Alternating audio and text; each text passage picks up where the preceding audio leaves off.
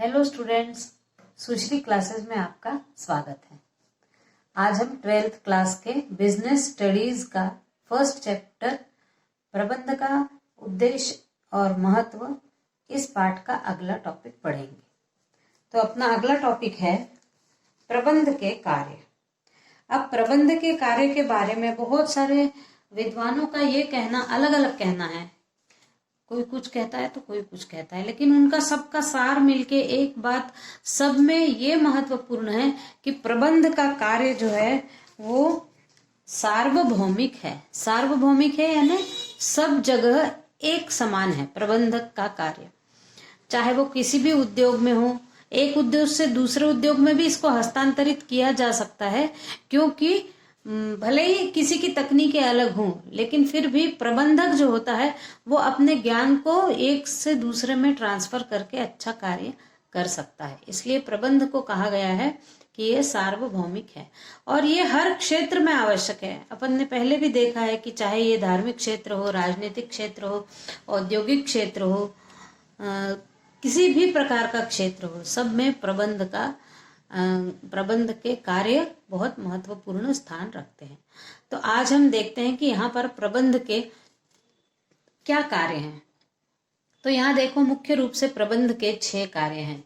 नियोजन, संगठन, नियुक्तिकरण, निर्देशन, नियंत्रण और समन्वय। ये 6 कार्य प्रबंध के हैं।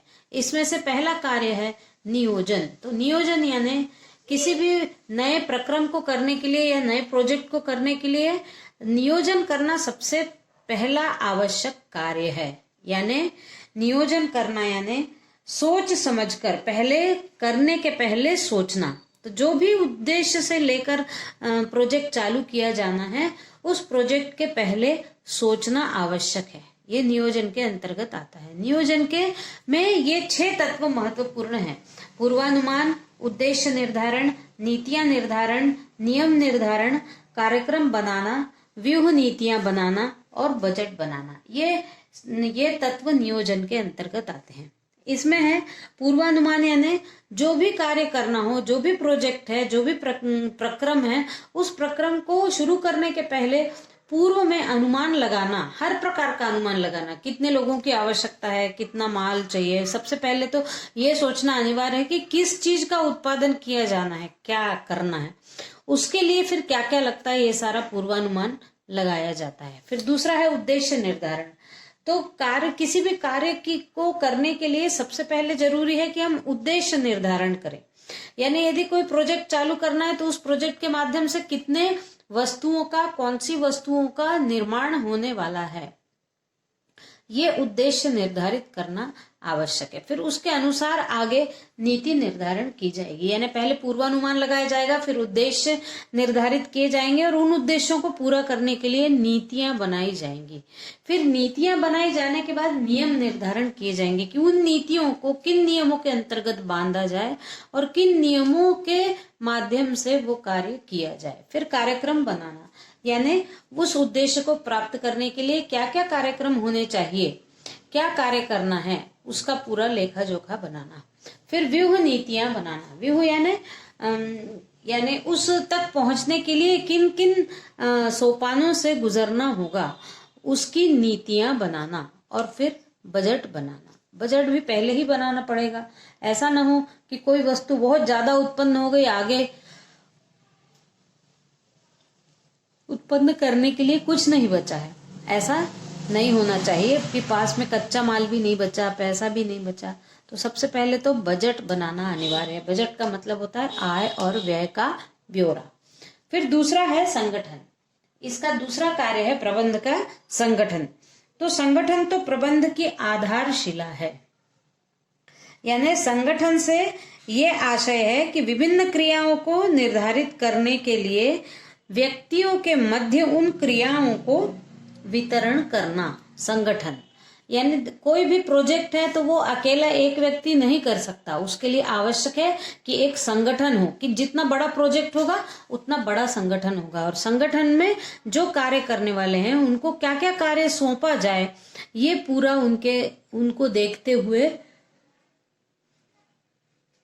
संगठन का ये कार्य है। तो संगठन को आधारशिला कहा गया है। किसी भी प्रोजेक्ट की आधारशिला संगठन यानी व्यक्तियों का समूह है। फिर तीसरा है नियुक्तिकरण। नियुक्तिकरण यानी स्टाफिंग, यानी स्टाफ बनाना, कर्मचारियों को नियुक्त करना। तो ये कार्य कौन कौन करते हैं, ये पिछले वाले मैंने उसमें आपको समझाया है कि नियुक्तिकरण का कार्य कौन करता है, निर्देशन का कार्य कौन करता है। इसके लिए आपको पिछला वीडियो देखना पड़ेगा। तो नियुक्तिकरण का मतलब ये है कि लोगों को नौकरी पर रखना। तो नौकरी पर रखने के पहले उनके क्या क्वालिफिकेशन है, उनका व्यवहार कैसा है, वो अपने कार्य में कितने निपुण हैं, ये जांच परख करके नौकरी पर रखा जाता है लोगों को। यानी जितना योग्य स्टाफ होगा उतना ही अच्छा कार्य होगा। ये कहा जाता है कि जिस संस्था का स्टाफ जितना अधिक योग्य, प्रशिक्षित और अनुभवी और कार्यकुशल होगा, उसका प्रबंध उतना ही अच्छा होगा और उसके बाद उस प्रोजेक्ट से निकलने वाले वस्तुएं, बनाई जाने वाली वस्तुएं बहुत अच्छी बनेंगी। इसके बाद है निर्देशन का कार्य। निर्देशन का कार्य निर्देश देना, यानी जो भी उद्देश्य हैं उन उद्देश्यों को प्राप्त करने के लिए कार्य किस किस प्रकार करवाया जाए।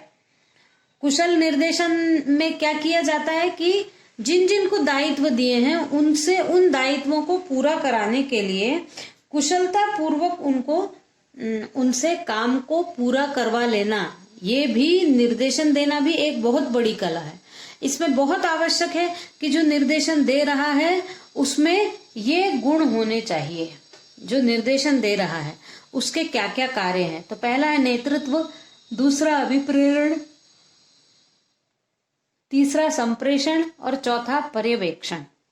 नेतृत्व, अब निर्देशन जो दे रहा है, निर्देश देना यानी उस कार्य को करवा लेने के लिए कुछ, यानी कोई यदि ठीक से काम न कर रहा हो तो उसको उस काम करने के तरीके को सिखाना, बताना कैसा किया जा सकता है। ये सारा कार्य कराने के लिए इन 4 तत्वों का होना जरूरी है। पहला है नेतृत्व। तो जो निर्देशन करने वाला है उसको नेतृत्व करने का गुण होना चाहिए। नेतृत्व यानी किसी एक ग्रुप का नेता बनकर अपनी बात को लोगों को प्रेम से, कुशलता से मनवा लेना और आनंद पूर्वक उनसे काम निकलवा लेना, ये नेता का काम होता है। तो नेतृत्व का गुण उस निर्देशक में होना ही चाहिए, तभी वो किसी भी ग्रुप को उसके बताए अनुसार कार्य करवा सकता है। फिर दूसरा है अभिप्रेरण। अभिप्रेरण यानी निर्देशक का कार्य ऐसा है कि वो अपने बातों से, अपने क्रियाकलापों से जो मजदूर या श्रमिक काम कर रहे हैं उनको और अच्छा काम करने की प्रेरणा देना चाहिए। उसके बाद संप्रेषण। संप्रेषण का मतलब है सूचना या सुझाव देना। कभी कभी ये सूचना और सुझाव लिखित भी हो सकते हैं, मौखिक भी हो सकते हैं, प्रेम से भी समझाया जा सकता है, डांट डपट कर भी समझाया जा सकता है।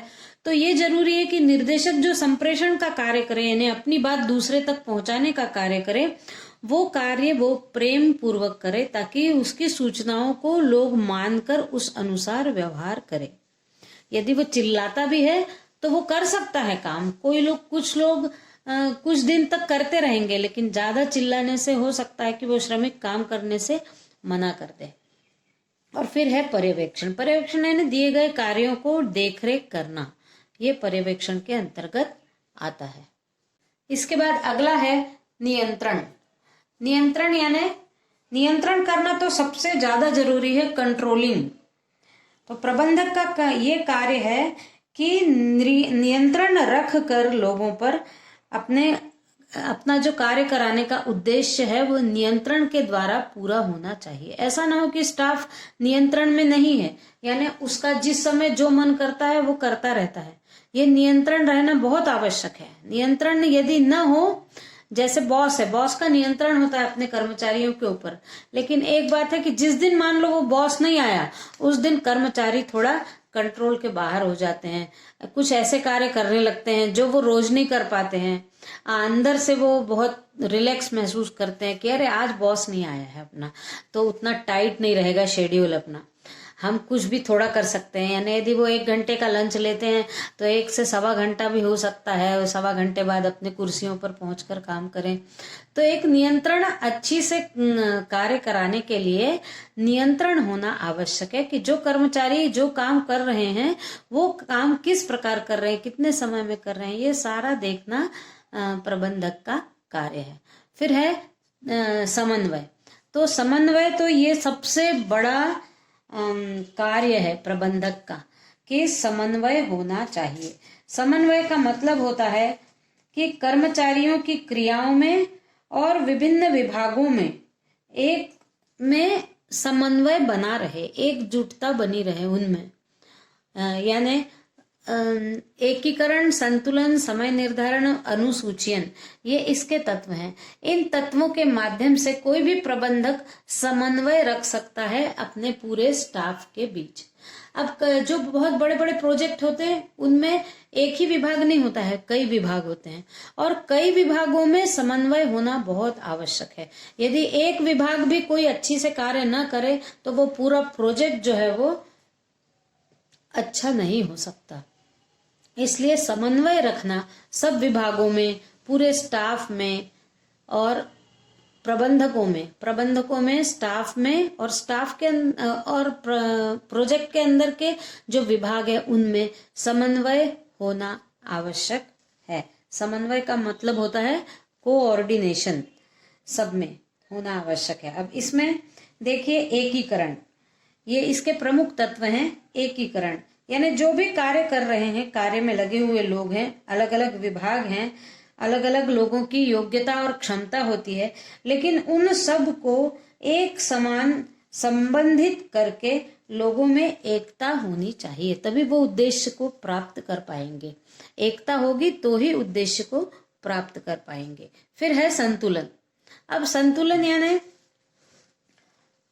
जो भी कार्य कर रहे हैं व्यक्ति और जो विभाग हैं उन विभागों में संतुलन होना अनिवार्य है।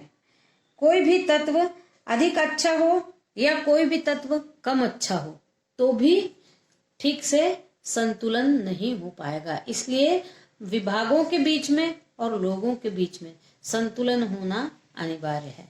फिर है समय निर्धारण। समय निर्धारण किसी भी प्रोजेक्ट का सबसे मुख्य तत्व है। समय का पालन करते हुए प्रबंधकों के द्वारा मजदूरों से कार्य करवाया जाता है। एक सीमा होती है समय की, इस सीमा के अंदर कितना कार्य हो जाना चाहिए तो उतना होना ही चाहिए, नहीं तो कभी कभी समय पर डिलीवरी किसी भी वस्तु की नहीं हो सकती। यदि किसी ने राखी के बाद राखियां बनाई, किसी प्रोजेक्ट में काम करने वाले लोग इतने आलसी है कि उनकी राखियां बनकर तैयार हुई, राखी रक्षाबंधन त्योहार हो जाने के बाद, तो क्या मतलब का रहा उन राखियों के बनने का। इसलिए समय निर्धारण बहुत आवश्यक है। समयानुसार प्रत्येक गतिविधि को पूरा होना, ये करवाना प्रबंधक का कार्य है। और अगला है अनुसूचीयन। अनुसूचीयन यानी ये भी बहुत जरूरी है किसी भी प्रबंधक के लिए कि अनुसूची के अनुसार काम हो। यानी यदि हमको जूता ही बनाना है, मान लीजिए यदि हमको जूता बनवाना है तो ऊपर का काम ज्यादा बन गया, नीचे का बना ही नहीं, या फिर पहले नीचे का बन गया, ये अनुसूची के माध्यम से काम होना चाहिए। यानी प्राथमिकता किस काम को दी जाए, पहले क्या किया जाए, फिर दूसरे समय क्या किया जाए, तीसरी बार क्या किया जाए। यदि मान लीजिए 4 या 5 का स्टाफ है और 2 यदि जूते के ऊपर का कार्य कर रहे हैं और 2 यदि जूते के नीचे का काम कर रहे हैं, तो 5वां जो है वो लेस बनाने का काम करेगा। और फिर जब वो पहले वाले 2 थोड़ा फुर्सत हो जाएंगे ज्यादा अपना बनाने के बाद, तो वो हो सकता है पॉलिश बनाने में मदद कर दें, फिर हो सकता है पॉलिश के ब्रश बनाने में मदद कर दें। तो ये कार्य यानी जो कार्य पहले होना चाहिए वो सूची में पहले हो और जो बाद में होना चाहिए वो बाद में लिखा हो। तो एक ऐसी सूची बना ली जाए और उस सूची के माध्यम से कार्य किए जाएं। इस प्रकार से हमने आज देखा कि प्रबंध के कार्य क्या क्या हैं, और ये परीक्षा की दृष्टि से बहुत इम्पोर्टेंट क्वेश्चन है, इसलिए इसको ठीक से पढ़िए। और ये भाग आपको तब और समझ में आएगा जब आपको प्रबंधकों के कार्य समझ में आएंगे, जो पिछले वीडियो में मैंने बताए हैं। ठीक है, आज के लिए बस इतना ही। Thank you.